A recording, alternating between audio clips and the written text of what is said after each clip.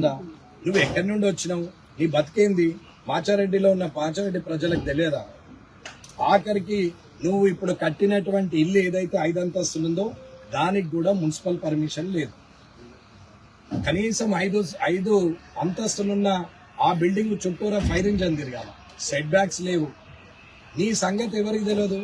సరే, నీ గురించి మాట్లాడితే ఇంకా 2 ఏళ్ళు మాట్లాడినా సమయం సరిపోదు. సరే, వ్యక్తిగా నీకు 2 సంవత్సరాలుగా వయసులో పెద్దోడిగా నేను గౌరవం ఇస్తూ వచ్చిన పోన్లే. కానీ నీవెంత దూరం ఎగబాకినావంటే రాజకీయ స్వార్థం, అధికారం కోసం ఈ నియోజకవర్గం నా సొంతం, మాకు మా జాగిర్ రాసి ఇచ్చిండు, నేను ఒక రజాకర్ని అన్నట్టు నీవు డ్రామాలు చేస్తూ వచ్చావు. ముఖ్యమంత్రి రేవంత్ రెడ్డి గారు ఓటమి చెందిన ఈ ప్రాంతంలో నీవు ఆధిపత్యం చేయడానికి ప్రయత్నం చేస్తావు. ఇది ప్రజలు గమనిస్తూనే ఉన్నారు. నీవు చెప్పిన చరిత్ర నీకే చెప్తున్నా. ఇకపోతే నీవు చేయబట్టే నేను కాంగ్రెస్ నుంచి బయటకు వెళ్ళాను. రాజశేఖర రెడ్డి గారు చనిపోయిన తర్వాత నీ వల్ల చాలా ఇబ్బందులు ఎదుర్కొని అందరూ ఇబ్బందుల పాలైంది. అప్పుడున్న జనార్దన్ గౌడ్ గారు కానీ, ప్రతాప్ రెడ్డి గారు కానీ, నేను కానీ, ఆకుల శ్రీనివాస్ గారు కానీ, ఎల్లారెడ్డిలో ఎంతమంది ఉన్నారో అంతమందిని రోడ్డు మీదకి తీసుకొచ్చాను. ఇవాళ ఇక్కడ డాక్టర్ వెంకట్ జమున రాథోడ్ గారిని కూడా రోడ్డు మీదకే తీసుకొచ్చాను. ఇక్కడ ఉన్నటువంటి యావత్తు మందిని ఇవాళ తన్నులు తిన్నటువంటి పారిపోయి దాడికి వచ్చినటువంటి మహేందర్ రెడ్డిని కూడా కనీసము ఆ ఊరి సర్పంచ్గా ఆయనంతలైంది, కానీ ఆయన ఒక్క పదవి కూడా ఇప్పియలేదు. నువ్వు ఎవరిని కామారెడ్డి కాన్స్టిట్యున్సీని దాటి నిన్ను కాదని రాష్ట్రానికి ఎవరిని పోనివ్వలేవు. ఇటీవల పోయింది ఒక చంద్రశేఖర్ రెడ్డి మాత్రం నిన్ను కాదని పోయింది.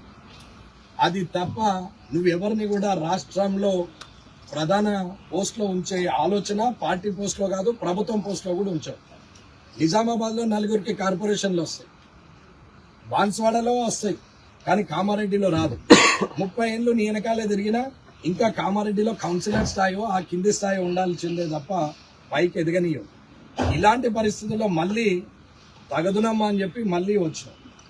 ఇవాళ నీకు మర్యాదగా గౌరవంగా మర్యాదగా చెప్పి చూసి కాని పక్షంలో నేను మాట్లాడాల్సి వచ్చింది. అసెంబ్లీలో ఉందాగా ఉండాలి, వరల్డ్ క్లాస్ హైదరాబాద్లో 3rd క్లాస్ పాలిటిక్స్ ఉండకూడదు, మంచిగా ఉండాలి అని చెప్పి చెప్పడం జరిగింది. అలాంటి మనిషిని ఇవాళ నేను చిన్న లాస్ట్ అండ్ లీస్ట్ బూత్నే మాట్లాడే పరిస్థితికి వీడనే పరిస్థితికి తీసుకొచ్చింది నీవు కాదా? ఇవాళ అది అయిపోయిన తర్వాత లేని ఆరోపణలు చేస్తున్నాను. సరే, ఆరోరా కాలేజీలో అయినా, శిశు మందిర్లో అయినా, కామారెడ్డి కాలేజీ భూముల్లో అయినా ఎవరు ఏం చేశారనేది ఇంతకుముందు రంజిత్ మోహన్ గారు చెప్పారు. ఆయన అప్పటి నుంచి వింటున్నటువంటి వ్యక్తి, స్వయంగా ఆయన సంతకాలతోని ఆయన చూసినటువంటి వ్యక్తి. ఇవాళ ఎవరికి చేశారు, 142 ఎకరాలు ఎవరెవరికి చేశారు అనేది డీటెయిల్ చెప్పారు ఆయన. మిగతా భూమిని కూడా కలెక్టర్ సత్యనారాయణ ఉన్నప్పుడు రామచంద్రారెడ్డి గారు పౌరపడ్డాన్ని తీసుకొని ఆయన చేసినటువంటి ఇది భూములు.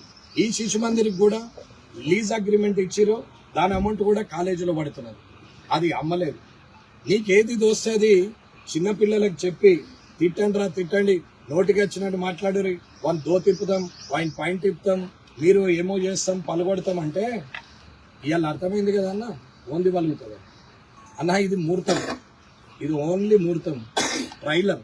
మీకు సినిమా ముందట ఉన్నది. మీరేమో అనుకుంటున్నారు, మర్యాద ఉంటే మర్యాదగానే ఉంటుంది. మర్యాద తప్పితే ఖాళీ ఒక 100 మంది కూడా లేని పరిస్థితులలో ఇలాంటి పరిస్థితి ఎదుర్కొన్నారు మీరు. ఒకవేళ నేను ఎవరూ రావద్దని మెసేజ్ గ్రామాల్లో పెట్టినా కాబట్టి ఎవరు రాలే. ఒకవేళ నేనే రండి అంటే తక్క నీ మనుషులుంటే లెక్క పెట్టేసుకు ఒక 4000 మంది వస్తారు. నీవు అనుకుంటున్నావు ఊర్లలోకి వస్తే ఈపులు పలగొడతాం, చెప్పులతో కొడతాం, నిన్ను గుద్దుతాం, ప్రత్యక్ష దాడికి దిగుతాం, నేను చంపేస్తామని బెదిరిస్తున్నారు కదా.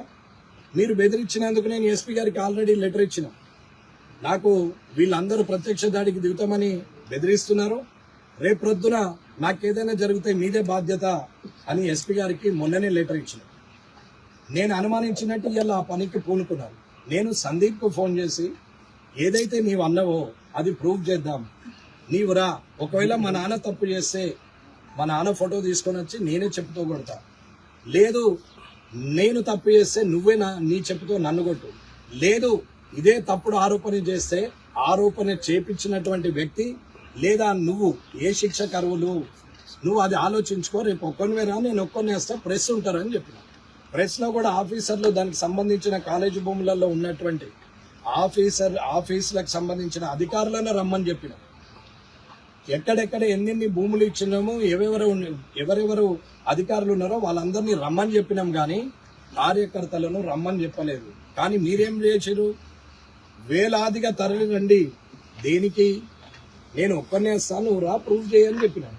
వేలాదిగా తరలి వచ్చి ఏం చేస్తారు అంటే మీరు కొట్టాలా, తన్నాలా, సంపాలని డిసైడ్ అయిపోయారు అనమాట.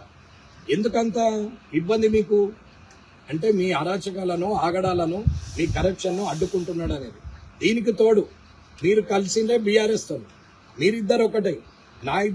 నా చేతిలో ఓడిపోయిన ఇద్దరు పార్టీ అధినేతలకు, ఆ అధినేతల పార్టీలను ఒక దగ్గరికి కలిపి ఇవాళ మున్సిపల్ ఫామ్ చేశారు బీఆర్ఎస్ అండ్ కాంగ్రెస్ కలిసి. నేను ఆనాడు కూడా ఉత్సాహంగానే అందరితో నవ్వుతూ మాట్లాడే వచ్చాను. ప్రజలు తీర్పిచ్చింది 16 కాబట్టి 16కే ఉన్నాం, ఎవరిని కలుపుకోలేదే. నీకు అక్కసేంటి?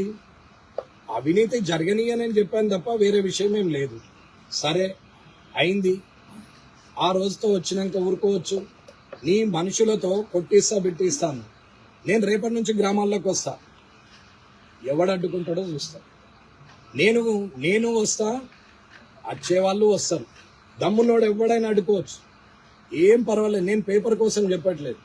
ఇవాళ నేను ఏదైతే చెప్పినో ఒక్కరు రమ్మని చెప్పినా నేను ఒక్కరినే వస్తున్నా అన్న. నువ్వు వేలాదిగా తరలి రమ్మన్నా నేను రావడానికే సిద్ధంగా ఉన్నా. కానీ నేను పెట్టింది మెసేజ్ 2:42కు పాత్రికేయులకు పెట్టిన. ఫైనల్ మెసేజ్ 3:12కు పంపించిన. ఇది రికార్డుకు టైంతో సహా చెప్తున్నా. దాని తర్వాత మీరు వేలాదిగా రండి అని మీరు మెసేజ్లు పెట్టారు. అయినా నేను సిద్ధంగానే ఉన్నా. రాత్రి 8 గంటలకు బాన్స్వాడలో గొడవ స్టార్ట్ అయింది. రాత్రి 8 గంటలకు బాన్స్వాడలో గొడవ మొదలైంది. అక్కడ హిందూ ముస్లిం గొడవలు చాలా అయిన తర్వాత ఎస్పీ గారు అక్కడి నుంచే ఫోన్ చేసి మాట్లాడి, మీరు ఇక్కడ ఏమన్నా మాట్లాడగలిగి ఆపిస్తే బాగుంటుందంటే ల్యాండ్ ఆర్డర్ ఇష్యూ కాబట్టి నేను కూడా అక్కడ ఉన్నటువంటి బీజేపీ వాళ్ళని, హిందువాహిని వాళ్ళను, అన్యక్షేత్రాల వాళ్ళ అందరితో మాట్లాడి ఏదైతే తప్పు చేసినటువంటి వ్యక్తి ఉన్నాడో ఆ తప్పు చేసిన వ్యక్తిని ఎస్పీ గారు మేము శిక్షిస్తాము, ఈ గొడవను ఆపితే బాగుంటది, ల్యాండ్ ఆర్డర్ ఇష్యూ వస్తున్నది, వేలాది మంది పోలీసులు ఇక్కడికి వచ్చి, వందలాది మంది పోలీసులు వచ్చినాం, వేలాది మంది ప్రజలు వస్తున్నారు, ఇబ్బందులు అవుతుంది అని చెప్తే నేను మాట్లాడాను.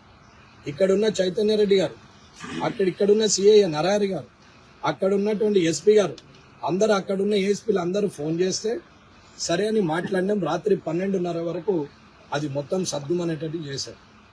ఉదయం లేచి నేను వస్తే అక్కడ పోలీసులు, ఇక్కడ పోలీసులు వేలాదిగా తరలిరండి అని మీరు పెట్టిన మెసేజ్లను చూసుకొని నేను బయలుదేరుతుంటే ఇంటి ముందట సుమారు 100 మంది పోలీసులు ఉన్నారు.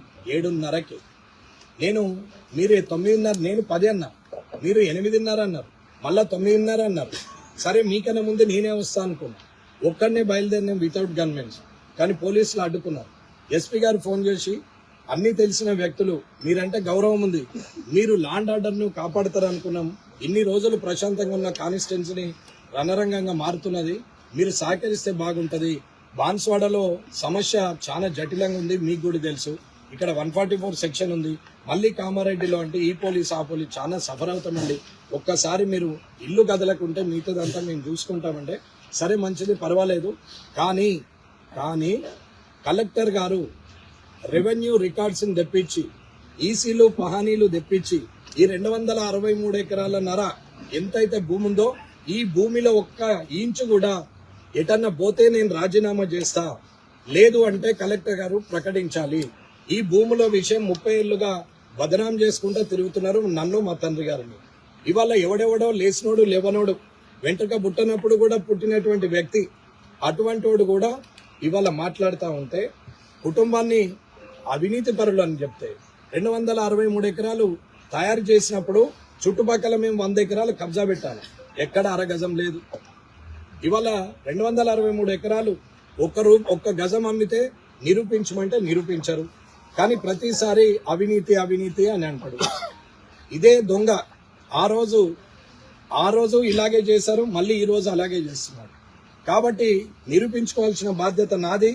ఇది నా విషయము, నన్ను అన్నారు కాబట్టి కార్యకర్తలు రావద్దు, ఒక్కరినే వస్తా అని చెప్పడం జరిగింది. నేను వెళ్ళితే పోలీసులు ఆపిండ్రు కాబట్టి లాండ్ ఆర్డర్ ఇష్యూ ఉందంటే ఇంట్లో ఉంటే దొంగలాగే ఇంట్లో ఉన్నాడని అంటున్నారు. దొంగ ఎవరో ప్రజలకు తెలుసు, దొరెవడో ప్రజలకు తెలుసు. ఎవడు ఎవరికి సాయం చేసిండు, ఎవడు అమ్ముకున్నాడు, ఎవడు సంపాదించుకున్నాడు, ఎవడు ఎంతటి నీతిమంతుడో. ఇవాళ నువ్వు కట్టిన ఇల్లును చూస్తే దానికి పర్మిషన్ లేదంటే, నువ్వు కనీసం బెటర్మెంట్ కట్టలేవంటే, పర్మిషన్ లేని ఇల్లు కట్టినవంటే నువ్వెంత నిజాయితీ పడువో అందరికీ తెలుస్తుంది. కింది వాళ్ళతో ఏదేదో మాట్లాడించి చెప్పి ఇష్టం ఉన్నట్టు మాట్లాడిస్తున్నావు. సరే, మాట్లాడిన వాడికి భవిష్యత్తే సమాధానం చెప్తుంది, కానీ నీకు నేనే సమాధానం చెప్తా. నీవు అనుకుంటున్నావు నేను మొన్న ఆరోపించిన నీ కొడుకు రేప్ కేసు నుంచి మొదలు పెడితే నేను ఆరోపించిన ప్రతి ఒక్కటి కూడా నేను సాక్ష్యాలతోనే మాట్లాడు. ఊరుకునే ప్రసక్తే లేదు. మీ ఇయ్యంపుడు ఏకైకాన్ని కావచ్చు, మీకు పోలీస్ సపోర్ట్ ఉండొచ్చు, ఇవాళ అధికారంలో కాంగ్రెస్ ఉండొచ్చు, ముఖ్యమంత్రి రేవంత్ రెడ్డి నీకు మద్దతు ఉండొచ్చు. ముఖ్యమంత్రి గారికే చెప్తున్నా, ఇలాంటి దాడులు ప్రత్యక్షంగా చేసి రేపటి నుంచి నా మీద ఈగ వాలినా గీత పడినా అది కాంగ్రెస్ ప్రభుత్వందే, అది ముఖ్యమంత్రిదే బాధ్యత అని చెప్తున్నా. ఇక్కడున్న పోలీసులకు గాని ఇప్పటి వరకు గౌరవించిన పోలీసులకు కూడా చెప్తున్నా, రేపటి నుంచి నేను ఖచ్చితంగా గ్రామాల్లో తిరుగుతా, నేను పోతా, ఎవడు అడ్డం వస్తాడో నేను కూడా చూస్తా. ఎటువంటిది జరిగినా దాని బాధ్యత ప్రభుత్వమే తీసుకోవాలా. నేనేం భయపడే వ్యక్తిని కాదు. నేనున్నది భారతీయ జనతా పార్టీలో నీతి నిజాయితీగా ఉండి ప్రజల పక్షాన పోరాడే వ్యక్తిని. నా వెనకాల నా పార్టీ అధినేతలు వీళ్ళందరూ ఉన్నారు. మోడీ